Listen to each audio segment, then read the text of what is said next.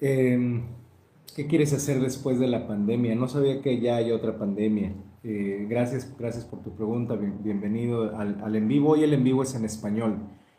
Acá nos dicen Shalom, bienvenidos a todos. Shalom y bienvenidos. Este servicio es en español. Si hablas español, escribe Shalom en los comentarios y dinos desde dónde nos estás viendo. Vamos a pasar entonces a la bendición de apertura. Baruch atah Elyon, shenatata lanu chaim, vehirsheita lanu lehikanes hayom la'avodotcha. Amén. Shema Israel, Elyon Eloheinu, Elyon Echad. Y ahora pasemos a el primer salmo de este servicio de la Parashat. Este es el salmo número 29.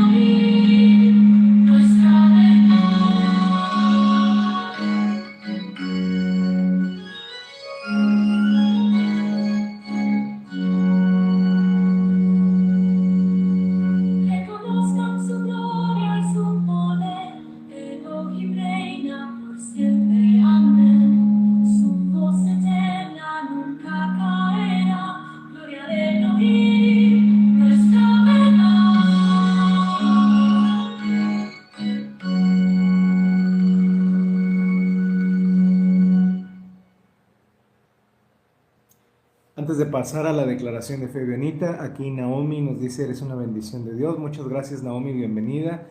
Bienvenidos a todos al en vivo. Itzel Resendiz dice, estoy impresionada. Muchas gracias Itzel. Ok, entonces pasemos a la declaración de fe evionita. Todo evionita debe recordar estas remembranzas. Número 1, solo hay que adorar a El Elyon, el Dios Altísimo. Número 2, la liberación de la esclavitud en Egipto. Número 3, el Shabbat y las fiestas. Número 4, los 10 mandamientos entregados al pueblo en el Sinaí. Número 5, que la Biblia, la Mikra, es sagrada. Número 6, que el Elyon castigará y premiará a quienes así lo merezcan en el futuro.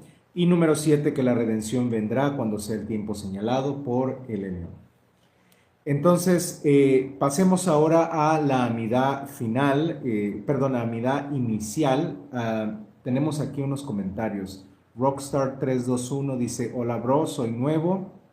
¿Eres satánico? No, nosotros somos ebionitas. Te equivocaste de en vivo. Itzel Resendiz acá nos pregunta, ¿cuál es tu deporte preferido? El hockey sobre hielo. Es por el momento mi deporte preferido. Antes era el fútbol americano, pero ahorita estoy un poco más enganchado con el hockey.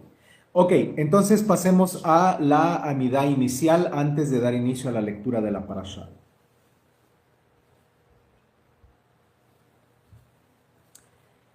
Bendito eres tú, el León nuestro Dios y el Dios de nuestros padres, el Dios de Abraham, el Dios de Yitzhak y el Dios de Jacob, el Dios grande y poderoso, Dios altísimo que otorga bondades, que es dueño de todo, Rey, Salvador y Protector. Bendito eres tú, el León. Amén. Tú eres poderoso por siempre, el León, sostienes a los vivos con misericordia, resucitas a los muertos con bondad, mantienes a los caídos, curas a los enfermos, liberas a los prisioneros y mantienes tu fidelidad con aquellos que duermen en el polvo. ¿Quién es como tú y quién se asemeja a ti, Rey que vuelve a la vida y hace crecer la salvación? Bendito eres tú, el León que resucitas a los muertos. Amén. Tú eres santo y tu nombre es santo, tus siervos te alaban todos los días. Bendito eres tú, el León nuestro Dios. Amén. Otórganos inteligencia, León nuestro Dios, para conocer tus caminos. Danos entendimiento para conocer tu voluntad. Amén. Haznos retornar, Padre nuestro, a tu Torá y acércanos, Rey nuestro, a tu servicio. Haznos volver con arrepentimiento sincero, completo ante ti. Amén. Perdónanos, Padre nuestro, porque hemos pecado. Absuélvenos, Rey nuestro, porque hemos transgredido. Bendito eres tú, porque perdonas abundantemente. Amén. Mira nuestra aflicción, toma nuestra causa y redímenos rápidamente por amor a tu nombre. Bendito eres tú, el León nuestro Redentor. Amén. Obsérvanos, el León, y seremos curados. Pon atención a nosotros y seremos salvados. Porque tú eres nuestra alabanza, concede una cura perfecta a todas nuestras heridas. Bendito eres tú, el León, que cura a todos los enfermos. Amén. Bendícenos, el León nuestro Dios, en todos los trabajos de nuestras manos y haz prosperar nuestro año con buenas cosechas. Bendito eres tú, el León, que bendices los años. Amén. Bendito eres tú, el León nuestro Dios, porque nos has ordenado leer la Micrá. Amén.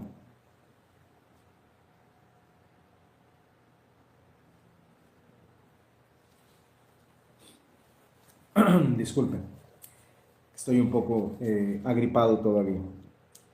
Ok, tenemos aquí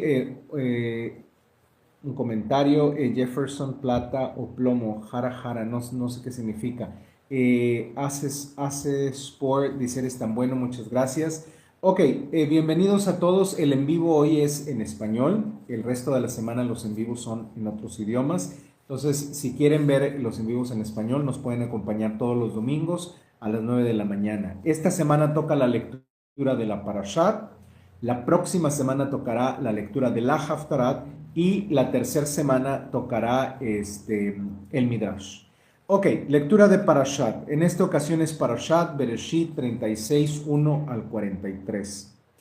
Esta es la descendencia de Esaf, esto es Edom. Esaf tomó sus esposas de entre las mujeres cananitas, a Adá, la hija de Elón, el hitita, y a Olivamá, la hija de Aná, la hija de Zibeón, el Hedita.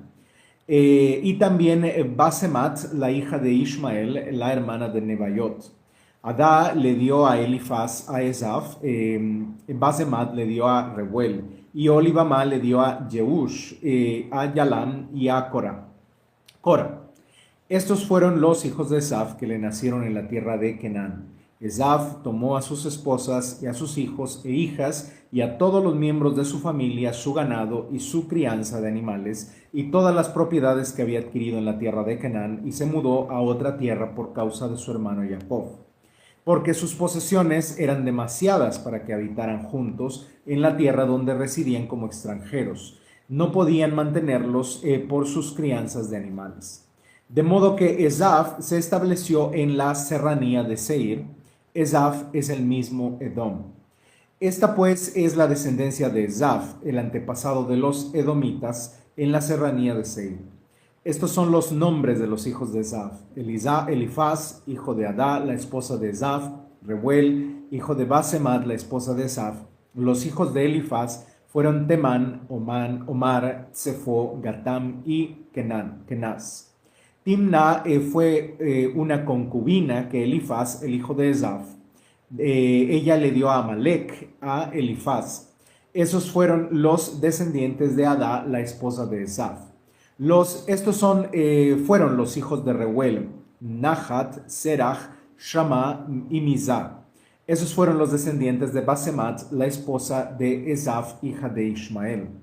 Y estos fueron los hijos de Olibamá, la esposa de Esaf. La hija de Aná, hija de Tzibeón, ella le dio a Esaf, Yeush, Yalam y Korach. Estos son los clanes de los hijos de Esaf, los descendientes de Elifaz, el primogénito de Esaf. Los clanes de Temán, Omar, Sefo y Kenaz. Korach, Gatam y Amalek. Estos son los clanes de Elifaz en la tierra de Edom. Esos son los descendientes de Adá. Y estos son los descendientes de Reuel, el hijo de Esaf. Los clanes de Nahat, Sera, Samat y Misa. Estos son los clanes de Reuel en la tierra de Edom. Esos son los descendientes de Basemat, la esposa de Esaf.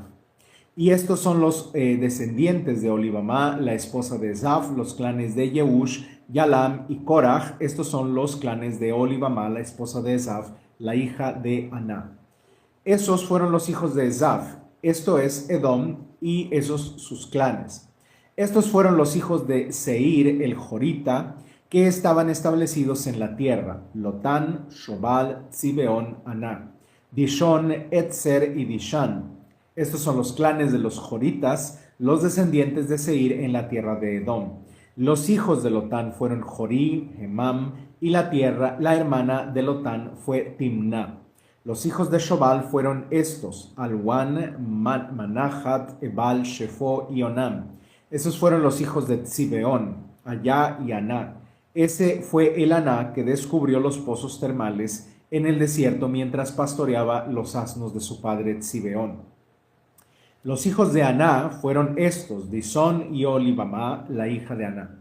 Estos fueron los hijos de Dishón, Hemdan, Eshban, Yitran y Kerán. Los hijos de Etzer fueron estos: Bilán, Sawán y Acán. Los hijos de Dishan fueron estos: Utz y Aram.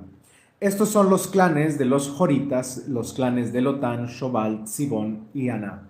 Dishón, Etzer y Dishan. Esos son los clanes de los Joritas, clan por clan, en la tierra de Seir. Estos son los reyes que reinaron en la tierra de Edom antes de que reinara rey alguno sobre los israelitas. Belá, el hijo de Beor, reinó en Edom y su ciudad se llamó Dinhaba. Cuando murió Belá, lo sucedió como rey Jobab, el hijo de Zerach de Botzra. Cuando murió Jobab, le sucedió como rey Husham de la tierra de los Tamanitas. Cuando murió Husham, lo sucedió como rey Hadad, el hijo de Bedad, el que derrotó a los madianitas en el país de Moab. Su ciudad se llamó Awit. Cuando murió Hadad, le sucedió como rey Samla de Masreca. Y cuando murió Samla, lo sucedió como rey Saúl de Rehobot del río. Cuando murió Saúl, lo sucedió como rey Baal Hanán, el hijo de Achbor. Y cuando murió Baal Hanán, el hijo de Achbor, lo sucedió como rey Hadar. Su ciudad se llamó Pau y su esposa se llamó Mehetabel, hija de Matred y la hija de Mesahá.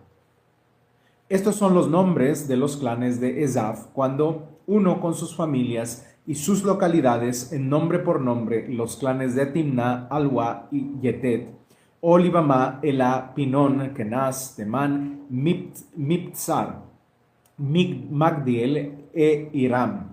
Estos son los clanes de Edom. Esto es Esaf, el padre de los edomitas, por sus colonias en la tierra que poseyeron. Bendito eres tú, Elión nuestro Dios, porque nos has ordenado leer la Mikra. Amén. Tenemos aquí algunos comentarios más. Festival de la Salsa en Cuba. Eres muy interesante. Muchas gracias. Saludos a nuestros hermanos cubanos. Un abrazo. Somos vecinos aquí. Cuba está enfrente de nosotros. Miguel Ángel Cantú dice, bueno, esta pregunta me la han hecho varias veces, no sé qué significa. Smart Culture dice, aunque no conozco ningún idioma, te veo todos los días, muchas gracias. Todos son bienvenidos a estar con nosotros en todos los en vivos durante toda la semana. solamente que es en diferente idioma. Los domingos es en español. Pues bien, pasemos entonces a Derashá Génesis 36 del 1 al 43. Cuando abrimos Génesis 36 nos encontramos con un capítulo que a primera vista parece simplemente una larga genealogía, una lista de nombres antiguos, clanes y reyes de Edom.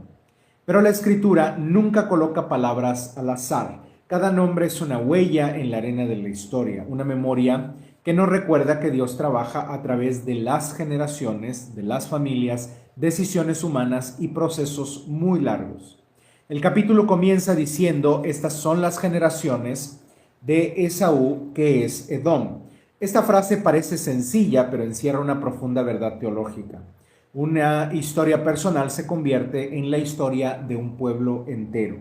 Para comprender esto debemos regresar a los relatos anteriores de Génesis. Por ejemplo, en Génesis 25 se nos dice que cuando Rebeca, Rivka, estaba embarazada, los hijos luchaban dentro de ella y el Eterno le dijo que 2 naciones estaban en su vientre: Esaú y Jacob. Nacen como hermanos, pero con destinos que se separan. Esaú, descrito como un hombre del campo y cazador, representa una personalidad impulsiva y directa. Jacob es mucho más reflexivo y estratégico. Él se va por otro camino. Aquí ya vemos un principio psicológico profundo. El carácter influye en la historia. Proverbios enseña que el sabio domina su espíritu más que el fuerte domina una ciudad. Recordándonos que las decisiones interiores moldean el futuro tanto como los grandes acontecimientos. Cuando llegamos a Génesis 36, vemos que Esaú se establece en la región montañosa de Seir. Arqueológicamente, esta región corresponde al territorio que hoy se ubica al sur del Mar Muerto, en lo que fue el antiguo Edom. Las montañas rojizas de esa zona, ricas en cobre y cercanas a rutas comerciales que conectaban Arabia con el Levante, explican por qué Edom se convirtió en una potencia regional relativamente temprano. Las excavaciones en lugares asociados con Edom han demostrado actividad metalúrgica y redes comerciales antiguas. Esto ilumina el texto cuando menciona jefes tribales y reyes. No se trata de un grupo pequeño sin organización, sino de toda una sociedad estructurada que participaba activamente de la economía en el antiguo Cercano Oriente. El texto menciona a las esposas de Saúl, sus hijos y luego los jefes o líderes de los clanes. Lingüísticamente, el término que aparece en hebreo para esos líderes implica autoridad tribal, similar a los jefes que encontramos también en las genealogías de Israel. Esto nos muestra que los pueblos vecinos compartían estructuras sociales similares. Génesis no intenta demonizar a Edom, más bien presenta su desarrollo histórico de forma clara, incluso de una manera muy respetuosa. Sin embargo, la narrativa bíblica recuerda constantemente el episodio clave en la vida de Esaú, la venta de su primogenitura por un guiso. Ese acto, relatado en Génesis 25, se convierte en símbolo moral a lo largo de la tradición bíblica. Ben Sira advierte que quien desprecia lo valioso por una satisfacción momentánea pierde sabiduría. La sabiduría de Salomón enseña que la injusticia nace cuando los deseos dominan nuestra razón. Psicológicamente, Esaú representa un tipo de humano que existe en todas las épocas, el que prioriza la gratificación inmediata sobre la visión a largo plazo. En esta época, en la vida moderna, hay muchas personas que priorizamos o priorizan el ver un video en internet, un video viral, el dormir tarde, el beber alcohol, la sexualidad efímera, no sé, el comer dulces, etcétera, etcétera, sobre cosas más importantes. No quiere decir que esto sea malo si se hace todo en el lugar adecuado y en la moderación adecuada. Pero no debemos de ser como Esaú, que se desesperó porque venía de cazar, tenía hambre y prefirió rechazar su primogenitura con tal de saciar su hambre en ese momento. En la vida moderna, esto puede verse en decisiones precipitadas, en abandonar compromisos importantes por impulsos momentáneos o en sacrificar principios por conveniencia. Esto de abandonar compromisos importantes por impulsos momentáneos lo hemos visto muchas veces. Todos conocemos a un hombre o una mujer que han abandonado su matrimonio, a sus hijos, a su pareja, por una aventura momentánea, porque quisieron acostarse con alguien más y esto terminó destruyendo su familia. No es algo característico solamente de un género. Ambos géneros lo hacen muy seguido. La mayoría de los matrimonios terminan por este motivo, o la mayoría de las parejas, incluso si no están casados, y todo esto por saciar un impulso momentáneo. También hay quienes sacrifican sus principios por conveniencia. Cuando estamos en la escuela, a veces es muy fácil sacrificar nuestros principios, hacer trampa, copiar, sobornar profesores con tal de pasar exámenes o de que podamos obtener un título universitario. Y esto se da a lo largo de toda nuestra educación, no solamente en las universidades. No sabemos cuántas personas allá afuera tienen su título, su permiso para ejercer incluso como médicos o enfermeras, que son personas de las cuales depende la vida de otros, y sus títulos son comprados. También lo vemos en los trabajos, personas que sacrifican sus principios, que están dispuestos a mentir, a robar y a estafar con tal de que la empresa prospere y ellos puedan subir en la escala jerárquica de la empresa, o que se les dé mejores salarios o mejores prestaciones. Todo esto es comportarse como Esaú. Nosotros no debemos de ser así. Pero el capítulo también muestra algo muy importante desde el punto de vista teológico. Aunque Esaú no es el heredero del pacto abrámico, Dios permite que su descendencia prospere y forme reinos. Al final de cuentas, Esaú es hijo de Isaac, hermano de Jacob, es descendiente de Abraham, y Dios también lo bendice y permite que prospere. La providencia divina no se limita a una sola línea familiar, gobierna la historia de todos los pueblos. Amós, el profeta, dirá siglos después que el Eterno también dirigió los movimientos de otras naciones. Esto nos enseña humildad espiritual. El plan de Dios es más amplio que nuestras fronteras religiosas o culturales. Más adelante en el capítulo aparece una lista de reyes que gobernaron en Edom antes de que reinara un rey en Israel. Este detalle es fascinante históricamente. Sugiere que Edom desarrolló estructuras monárquicas antes que los israelitas, lo cual coincide con el desarrollo político de pueblos vecinos en el antiguo cercano Oriente. Mientras Israel vivía en un sistema tribal hasta los tiempos de Samuel y Saúl, Edom ya había establecido reyes regionales. Este detalle también nos muestra que quien haya escrito este capítulo del Génesis o esta parte de la Torá estaba vivo en la época de los reyes de Israel, de modo que no es Moisés quien escribe esta sección. Probablemente la haya escrito alguien de la época de Saúl o de David, o incluso alguien muy posterior, ya que nos dice que los edomitas tuvieron reyes antes de que Israel pudiera tener su primer rey. Esto no significa superioridad espiritual en el caso de Edom, simplemente muestra cómo cada pueblo evoluciona de manera distinta en la historia. Desde una perspectiva moral, este contraste también enseña algo profundo. El poder político no siempre coincide con la bendición espiritual. Israel recibió la Torá y la responsabilidad ética del pacto, mientras que Edom desarrolló estructuras de poder mucho antes. Los salmos recuerdan que no es la fuerza del caballo ni la rapidez del guerrero lo que agrada a Elohim, sino quienes esperan en su misericordia. Otro aspecto importante es la relación entre Edom e Israel a lo largo de la historia. Aunque Jacob y Esaú se reconciliaron personalmente, lo leímos hace unas semanas en Génesis 33, con un abrazo conmovedor, las relaciones entre sus descendientes no siempre fueron pacíficas. Eran vecinos, eran parientes, pero no se llevaban bien todo el tiempo. De hecho, se atacaron muchas veces. El profeta Abdías denunció a Edom por alegrarse por la caída de Jerusalén. Jeremías también pronunció juicio contra el orgullo de Edom. Sin embargo, la Torá misma en Deuteronomio manda no aborrecer al edomita porque es tu hermano. Esta tensión nos enseña algo muy humano.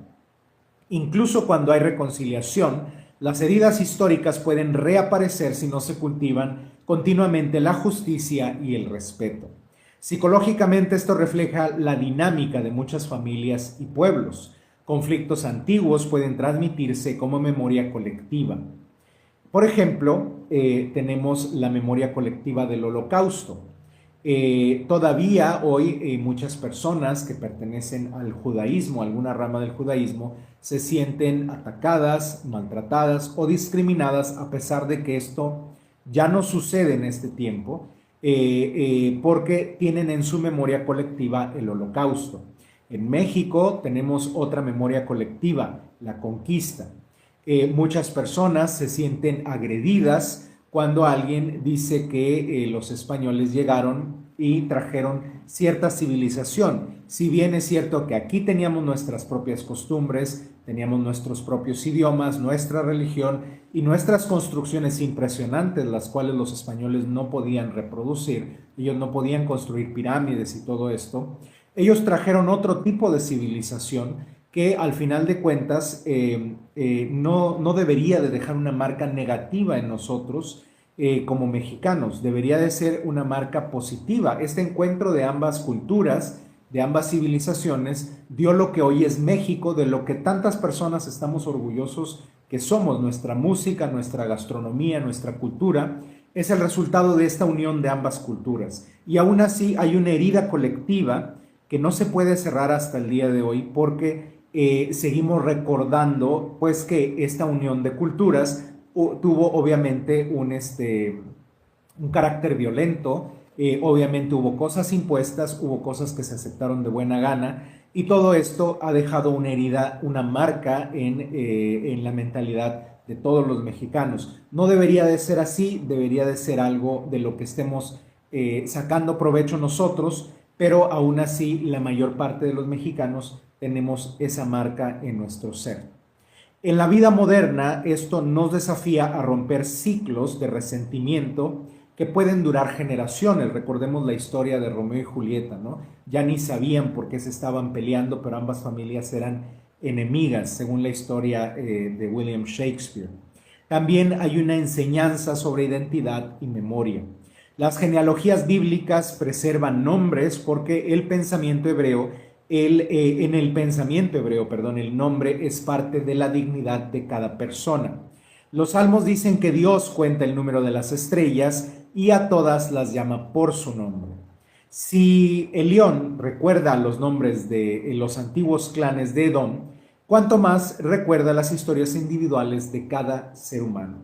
En la vida moderna, muchas personas sienten que sus vidas son insignificantes, que están perdidas en la masa de la historia de la humanidad. Génesis 36 nos recuerda que cada generación forma parte de una cadena de memoria. Eclesiastés dice que hay tiempo para nacer y tiempo para morir, pero también enseña que nuestras obras dejan una huella. Lo que sembramos hoy, en carácter, en fe, en justicia, puede influir en personas que ni siquiera conocemos todavía. El libro de Enoc reflexiona sobre cómo las generaciones humanas caminan entre justicia y corrupción, y cómo las decisiones de los padres afectan el mundo de los hijos. Santiago, el hermano del maestro, siglos después, dirá que la sabiduría verdadera se reconoce por su fruto, pureza, paz y misericordia. Esa sabiduría es la que transforma genealogías en bendiciones. Así, lo que parecía una simple lista de nombres en Génesis 36 se convierte en una ventana hacia la historia humana, la formación de naciones, las consecuencias del carácter y la fidelidad de Dios a lo largo de generaciones. Nos recuerda que la historia no es una serie de accidentes, sino un tejido donde cada vida añade un hilo. Y entonces la pregunta que surge para nosotros es profundamente personal. ¿Qué lugar ocupamos nosotros en la genealogía del futuro? ¿Qué legado espiritual, moral y humano estamos dejando para las futuras generaciones? Porque algún día también nosotros seremos parte de la memoria de otros, ya nos habremos ido. Quizá nuestros nombres no aparezcan en un libro antiguo como la Torá, pero nuestras decisiones formarán parte de la historia de nuestras familias, comunidades y pueblos. Si caminamos con sabiduría, humildad y fidelidad, el Eterno, como enseñan los salmos y los proverbios, nuestra vida puede convertirse en un eslabón de bendición dentro de la gran historia humana. Las decisiones que nosotros tomamos a nivel personal en nuestras vidas muchas veces tienen que ver con decisiones que personas de nuestra familia, nuestros antepasados o incluso personas que no son familiares nuestros, pero que están en el pasado, en la historia, ellos tomaron decisiones allá, repercutieron hasta el día de hoy y nosotros no habría manera de que tomáramos una decisión diferente. Por eso es que a veces, aunque debemos arrepentirnos de nuestros errores, no debemos hundirnos cuando cometemos un error que nos lleve a alguna desgracia o algún problema grave, porque muchas veces no habría manera de evitarlo. Con la información que tenemos en ese momento, no podríamos tomar una decisión diferente. De modo que debemos aceptar lo que las generaciones pasadas provocaron en nuestras vidas o lo que nuestro entorno ha provocado en nuestras vidas. Debemos de ser estoicos, debemos de ser humildes, aceptar las cosas como son y debemos de tratar de construir algo mejor a partir de lo que tenemos, con lo que tenemos. De modo que, aunque los nombres cambien y las generaciones pasen, el Dios que acompañó a Abraham, a Jacob y también a Esaú, sigue guiando la historia hoy, llamándonos a vivir de tal manera que quienes vengan después de nosotros encuentren en nosotros no solo una herencia de conflicto, sino un legado de justicia, de reconciliación y de esperanza. Ken Yehi Ratzon. Hasta aquí esta explicación, esta derashá sobre el capítulo 36 de Génesis en la Torá. Veo que hay por aquí algún comentario. No soy Givanutiel, dice, ¿tienes hijos? No, no tengo hijos. Ya me lo han preguntado varias veces. O menor que 3, dice, ¿cómo va todo? Va muy bien, muchas gracias. ¿A qué te dedicas? Bueno, por las mañanas en el en vivo yo soy rabino, soy maestro religioso, pero en realidad en mi trabajo profesional yo soy profesor. Y acá Emi123 nos manda caritas con estrellitas en los ojos. Muchas gracias por sus comentarios y gracias por estar aquí presentes en el en vivo. Todos los domingos tenemos en vivos en español. Antes de pasar a la siguiente porción de la lectura de la Parashat, vamos a pasar a nuestro salmo intermedio, que es el Salmo capítulo 30.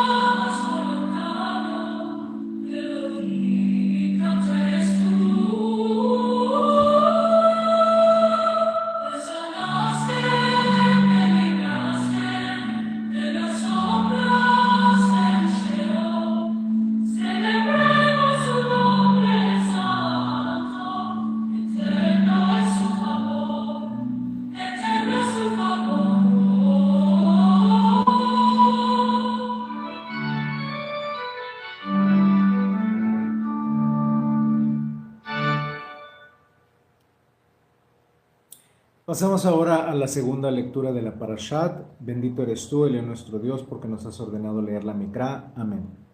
Parashat Esther, capítulo 9, versículos del 1 al 32.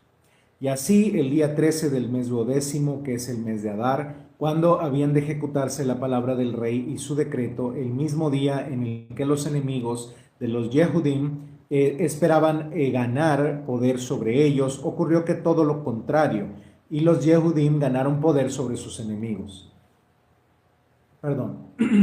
En todas las provincias del rey Ahashverosh, los Yehudim se reunieron en sus ciudades para atacar a los que habían procurado su mal.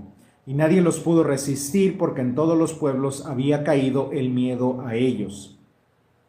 Todos los oficiales de las provincias, los sátrapas, los gobernadores y los mayordomos del rey mostraban deferencia a los Yehudim porque el miedo de Mordejai había caído sobre ellos, pues Mordejai era ahora influyente en el palacio real y su fama se extendía por todas las provincias. Mordejai se hacía cada vez más poderoso. Los Yehudim dieron a sus enemigos un golpe de espada matando y destruyendo. Hicieron con sus enemigos lo que quisieron. En la ciudadela de Shushan, los Yehudim mataron un total de 500 hombres. También mataron en Parshandata, Dalfón, Aspata, Porata, Adalia, Aridata, Parmashta, Arizai, Aridai y Waizata. Los 10 hijos de Hamán, hijo de Ahamedetá, el enemigo de los Yehudim, pero no echaron mano de sus despojos. Cuando se le informó al rey el mismo día el número de los muertos en la ciudadela de Shushan, el rey dijo a la reina Esther: en la ciudadela de Shushan solamente los Yehudim han matado un total de 500 hombres, así como a los 10 hijos de Hamán. ¿Qué habrán hecho entonces en las otras provincias del rey? ¿Cuál es tu deseo ahora, reina Esther? Se te cumplirá. ¿Y qué más solicitas? Se te concederá. Esther respondió: si a su majestad le parece bien que se les permita a los Yehudim en Shushan actuar mañana también como lo hicieron hoy, y que empalen en el madero a los 10 hijos de Hamán. El rey mandó que se hiciera así, y el decreto se promulgó en Shushan. A los 10 hijos de Hamán los empalaron, y a los Yehudim que estaban en Shushan se congregaron otra vez el día 14 del mes de Adar, y mataron en Shushan a 300 hombres, pero no echaron mano de sus despojos. El resto de los Yehudim, que estaba en las provincias del rey, se congregó de igual manera y peleó por sus vidas. Dispusieron de sus enemigos, matando a 75,000 de sus adversarios, pero no echaron mano a sus despojos. Esto ocurrió el día 13 del mes de Adar, y el día 14 del mismo mes reposaron y lo hicieron día de banquete y de regocijo. Pero los Yehudim que estaban en Shushan se congregaron el 13 y también el 14 del mismo mes, y el 15 del mes reposaron y lo hicieron día de banquete y de regocijo. Por eso es que los Yehudim en las aldeas que viven en poblados sin muros observan el 14 del mes de Adar y lo hacen un día de alegría y de banquete, y día de fiesta y ocasión para enviarse regalos unos a otros. Mordejai registró estos sucesos y envió despachos a todos los Yehudim que estaban en las provincias del rey Ahashverosh, cercanas y lejanas, ordenándoles que celebraran cada año todos los días 14 y 15 del mes de Adar, y los mismos días en que los Yehudim tuvieron reposo de sus adversarios, y el mismo mes en que se cambió de tristeza en alegría y de duelo en día de fiesta.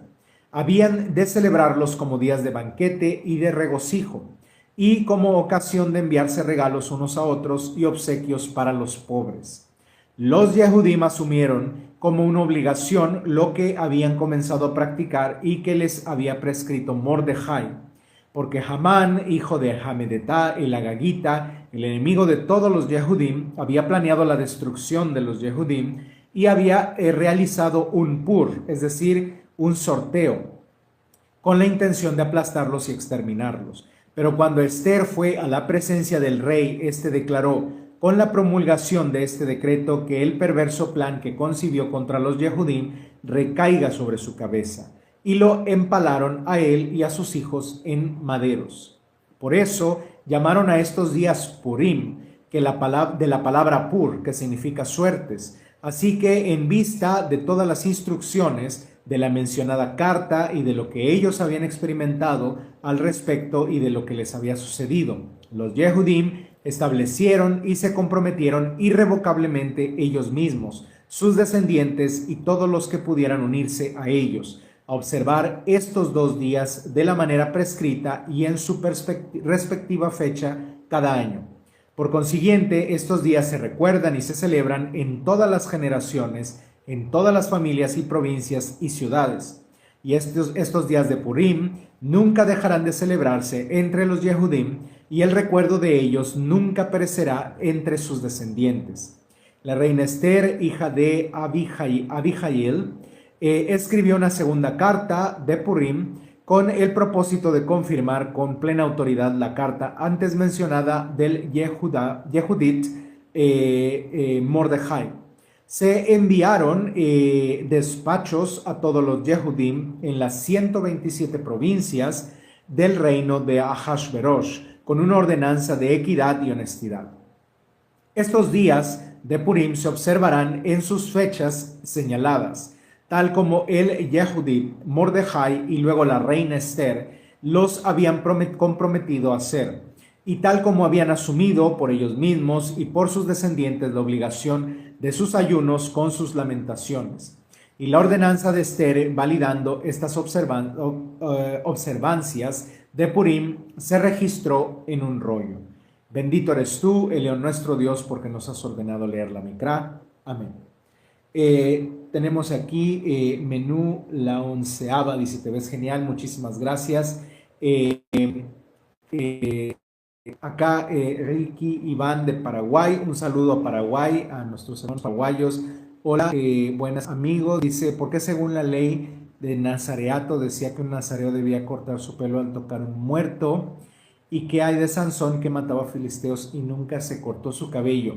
Sí, cortarse el cabello significaba que había terminado el nazareato. Ellos no debían de beber alcohol ni debían de tocar cadáveres, de modo que al tocar un muerto se rompía el voto y tenía que cortar su cabello, y si quería volver a hacer un nuevo voto de nazareato tenía que esperar un periodo de tiempo para purificarse de haber tocado el cadáver, y entonces ya podría retomar su nazareato. Estos votos de nazareato eran por periodos de tiempo. Había gente que lo hacía por unas semanas, por unos meses, por unos años. En el caso de Sansón, él tenía un nazareato especial porque él había sido nombrado nazareo desde antes de su nacimiento, de modo que él, digamos que tenía concesiones especiales con respecto a esta ley. Por eso es que podía tocar cadáveres, asesinar gente, etcétera, porque él, aparte de nazareo, era juez, y los jueces eran levantados en Israel cuando se necesitaba un líder para poder defenderse de los países vecinos, y Sansón para eso entra en acción, para poder defender a la tribu de Dan, principalmente esa zona de las tribus de los filisteos. De modo que por eso es que tenía ahí como unas concesiones especiales, pero el nazareato sí es así como tú lo explicas. Una vez que tocaban un muerto, se tenían que cortar el cabello, se acababa el voto, ahí se rompía, aunque no se hubiera terminado el periodo de tiempo que habían prometido, y si querían volver a retomarlo, entonces tenían que pasar por un periodo de purificación, etcétera, etcétera. Pues un saludo, Rick Iván, gracias por tu comentario, por tu pregunta. Bienvenidos a todos los que nos están viendo ahorita. Todos los domingos tenemos estos en vivos en español. Pasemos ahora a Derashá Esther, capítulo 9, versículos del 1 al 32, es la explicación. Cuando llegamos a Esther 9, ya estamos casi terminando el libro, entramos en uno de los momentos más intensos y paradójicos de toda la escritura. El capítulo describe el día en que el destino del pueblo judío dentro del imperio persa se invierte. El decreto que había sido escrito para destruirlos termina convirtiéndose en un momento de liberación y supervivencia. El texto dice que el día en que los enemigos de los judíos esperaban dominarlos, ocurrió lo contrario. Esta inversión repentina es uno de los grandes temas de la Biblia. Dios transforma situaciones aparentemente irreversibles. Lo mismo vemos en Génesis cuando José fue vendido como esclavo por sus hermanos, pero termina salvando a su familia y declara: ustedes pensaron mal contra mí, pero Dios lo encaminó para bien. La historia de Esther es otra versión de este mismo misterio. Lo que parecía una tragedia inevitable se convirtió en salvación. Históricamente el relato se sitúa en el Imperio Persa, probablemente en tiempos del rey Jerjes I, que es conocido en hebreo como Ahasverosh o en español como el rey Asuero. Las excavaciones arqueológicas en Susa, la capital persa mencionada en el libro, han descubierto palacios monumentales, relieves y estructuras administrativas que coinciden con la descripción de una corte imperial compleja. Susa era una ciudad cosmopolita donde convivían pueblos de todo el imperio, desde Egipto hasta el Asia Central. Recordemos que el imperio persa hasta ese momento era el imperio más grande que había existido en el planeta en cuanto a extensión territorial. En ese contexto vivía la comunidad judía que no había regresado a Jerusalén después del exilio babilónico narrado en Esdras y Nehemías. Ellos eran una minoría dentro de un mundo culturalmente diverso, y la historia de Esther muestra las tensiones que surgen cuando una minoría intenta preservar su identidad espiritual dentro de una gran estructura política. Lingüísticamente, uno de los elementos más interesantes del capítulo es el origen de la fiesta de Purim. La palabra Pur proviene de un término relacionado con suertes o sortilegios o sorteo, porque Amán había echado las suertes para determinar el día de la destrucción del pueblo judío. Pero lo que el enemigo había diseñado como un destino fatal se transformó en una celebración. Aquí hay una enseñanza teológica profunda. La suerte aparece, pero no gobierna la historia.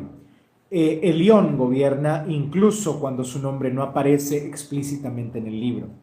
En efecto, uno de los rasgos más comentados de Esther es que el nombre de Dios o la mención del término Elohim no aparece directamente nunca.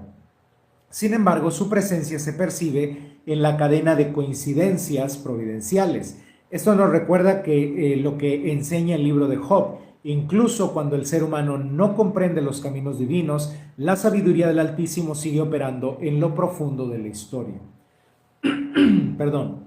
El capítulo describe cómo los judíos se defienden contra quienes buscaban destruirlos. Este aspecto ha generado reflexiones éticas importantes. La Torá enseña en Éxodo que la justicia debe proteger la vida, y Deuteronomio establece que la violencia injusta no puede quedar impune. Sin embargo, la Escritura también insiste en que la venganza personal no es el camino. Los Salmos y los Proverbios recuerdan que la justicia pertenece a Dios. En Esther 9 vemos una situación muy particular. El decreto imperial permitía a los judíos defenderse legalmente contra quienes buscaban exterminarlos, algo así como el asesinar en defensa propia que existe hoy en muchas legislaciones en el mundo. No se trata de una conquista agresiva, sino de supervivencia frente a una amenaza genocida. Este detalle es importante para entender la dimensión moral del relato. Desde una perspectiva histórica, el conflicto también refleja tensiones políticas dentro del imperio. Amán era descendiente de Agag, rey amalequita, y la memoria del conflicto entre Israel y Amalek se remonta a Éxodo capítulo 17, cuando Amalek atacó a los israelitas en el desierto. Recordemos que los israelitas salen de Egipto, tratan de pasar rumbo a Canaán y Amalek les cierra el paso. El libro de Primera de Samuel narra cómo el rey Saúl recibió el mandato de enfrentar a Amalek, pero su desobediencia dejó una herida histórica abierta. En Esther vemos una especie de eco de esa antigua rivalidad. Sin embargo, el texto también subraya que los judíos no tomaron botines, a pesar de tener derecho a hacerlo según el decreto del rey. Este detalle moral es significativo, muestra moderación y disciplina, ética, incluso en un contexto de conflicto. El resultado de estos acontecimientos es la institución de la fiesta de Purim, un tiempo de alegría, banquetes, regalos y ayuda para los pobres.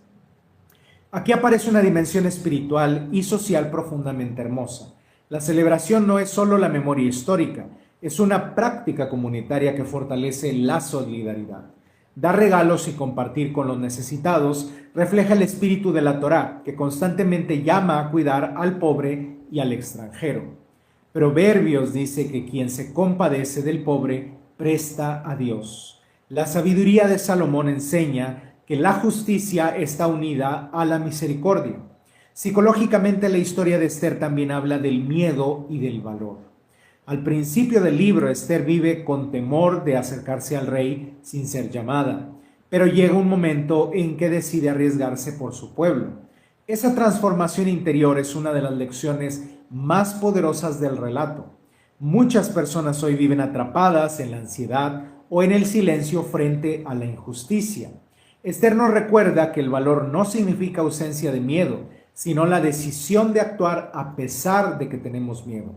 Judith muestra un ejemplo similar cuando arriesga su vida para salvar a su aldea y a todo Israel. En ambos casos vemos cómo la valentía de una persona puede cambiar el destino de muchos, de miles o de millones. En la vida moderna, la fiesta de Purim también ofrece una enseñanza práctica sobre la importancia de la memoria colectiva. Las comunidades necesitan recordar sus historias para mantener viva su identidad. América nos está invitando a compartir el en vivo. Lo siento, América, no comparto en vivos en este horario porque este es un servicio religioso. Pero en otra ocasión con mucho gusto. Muchas gracias por tu invitación y gracias a quienes están comentando. Ahorita que termine la explicación voy a leer sus comentarios. Eclesiastés dice que hay tiempo para llorar y tiempo para reír. Purim es precisamente un tiempo de alegría después de haber pasado por el peligro. Celebrar no es superficialidad, es reconocer que la vida ha sido preservada y que la esperanza ha vencido al miedo. Perdón. El libro de Enoc reflexiona sobre cómo las injusticias del mundo finalmente serán juzgadas y cómo los justos encontrarán vindicación.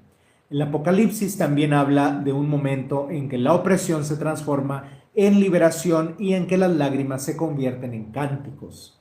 Esther 9 anticipa de alguna manera esa esperanza. El día que iba a ser de destrucción se convierte en día de fiesta. También hay una dimensión lingüística interesante en la insistencia del texto en escribir y confirmar el decreto de Purim. La repetición subraya la importancia de institucionalizar la memoria. Las palabras escritas preservan lo que la experiencia humana podría olvidar. De la misma manera, la Torá fue escrita para que las generaciones futuras recordaran las obras del Eterno. Los salmos invitan a contar a los hijos las maravillas de Dios para que ellos transmitan a los que vendrán después. Espiritualmente, Esther 9 nos invita a contemplar la providencia divina, a actuar incluso cuando parece imposible o cuando parece que Dios no está poniendo atención. En muchas etapas de la vida sentimos que Dios guarda silencio, que las circunstancias se desarrollan sin señales claras de intervención divina. Pero el libro de Esther enseña que la historia puede estar siendo guiada de maneras que solo comprendemos después, cuando ya sucedió. Como dice el profeta Isaías, los pensamientos de Dios son más altos que los nuestros. Querida comunidad, este capítulo nos deja varias preguntas profundas. ¿Cómo respondemos cuando enfrentamos amenazas o injusticia? ¿Permitimos que el miedo nos paralice o encontramos la valentía para actuar con sabiduría? ¿Recordamos las liberaciones pasadas o vivimos como si cada crisis fuera el final de nuestra historia? Purim nos invita a reír, a compartir y a recordar que incluso en los momentos más oscuros puede gestarse una liberación inesperada. Un gol de último minuto, como se dice en el fútbol. Y quizá esa sea la lección espiritual más hermosa de Esther 9. La vida humana está llena de giros inesperados. Lo que hoy parece una derrota, mañana puede convertirse en una salvación. Por eso los salmos repiten una y otra vez que el llanto puede durar una noche, pero la alegría viene por la mañana. Voy a interrumpir tantito la explicación que ya tenía preparada aquí para contarles una historia de la antigua China. un hombre que tenía una granja en una aldea. Un caballo, tenía varios caballos, un caballo muy valioso se le escapa y pues es una pérdida económica, además de que es una pérdida sentimental. La gente va, la gente de la aldea, y le dice: se ha perdido tu caballo, se te escapó, qué mala suerte. El hombre les dice: buena suerte, mala suerte, quién sabe. Después el hijo del hombre sale al campo a buscar al caballo y parece no regresar, y la gente va y le dice: qué mala suerte que tu hijo al salir a buscar el caballo ya no haya regresado. El hombre igual dice: buena suerte, mala suerte, quién sabe. Finalmente el hijo regresa con el caballo, lo ha recuperado, pero el hijo cae del caballo y se rompe una pierna. Entonces la gente va y le dice: qué mala suerte que tu hijo se haya quebrado la pierna justo cuando había regresado con tu caballo. El hombre les dice: buena suerte, mala suerte, quién sabe. A los pocos días o pocas semanas se viene una guerra. Absolutamente todos los hijos de los granjeros son reclutados para el ejército chino y todos mueren, excepto el hijo del hombre del caballo, porque tenía la pierna rota y se estaba recuperando, él no pudo ir a la guerra. Entonces es cuando el hombre piensa: tal vez no era mala suerte. Obviamente a los demás no les fue igual, pero esta historia, que muy probablemente no haya sucedido, es simplemente una anécdota, una parábola para explicarnos algo. Nos dice que a veces podemos pensar que las cosas han salido mal, que todo ha tenido un mal resultado, pero después va avanzando nuestra historia, va avanzando el tiempo y nos damos cuenta que al final de cuentas no era tan malo. Perdemos un trabajo el cual necesitábamos para comer, pero terminamos encontrando otro con un mejor salario, con mejores prestaciones. No sé, algo es destruido, pero terminamos recuperando algo mejor. No todas las cosas suceden así. A veces las tragedias tienen que ver con la pérdida de un ser querido y obviamente esto nada lo va a poder sustituir. Pero aún así, todas las cosas tienen un proceso y terminan llevándonos hacia algo a veces mucho mejor. Y debemos ser pacientes y tener confianza y fe en Dios de que las cosas van a ir mejorando, aunque en el presente parezca que tenemos muy mala suerte o que simplemente Dios no está haciendo nada por nosotros. Cuando caminamos con fidelidad, humildad y solidaridad, incluso los momentos de amenaza pueden transformarse en historias de esperanza y que las generaciones futuras celebrarán con gratitud. Ken Yehi Ratson. Hasta aquí la explicación, la derashá de este capítulo 9 del libro de Esther. Aquí tenemos Aplex, dice Palestina libre. Claro que sí, primeramente Dios, algún día muy pronto los palestinos serán libres para que puedan vivir en su tierra. Nosotros todos los días oramos por nuestros hermanos palestinos y nuestros hermanos iraníes que están siendo atacados injustamente. Pepe Zácaro dice: ¿cuáles son tus pasatiempos? Pues escuchar música, leer, ver películas y los deportes. Ya no practico ningún deporte, ya la edad no me lo permite ni la salud, pero me encanta ver deportes en la televisión. David Alcántara dice: excelente live, muchísimas gracias David, gracias por estar aquí acompañándonos. Shop dice: me encanta tu vida, muchas gracias. Ok, ya no tenemos más comentarios, vamos a pasar a la amida final para ir dando fin a este servicio de la lectura de la parashá.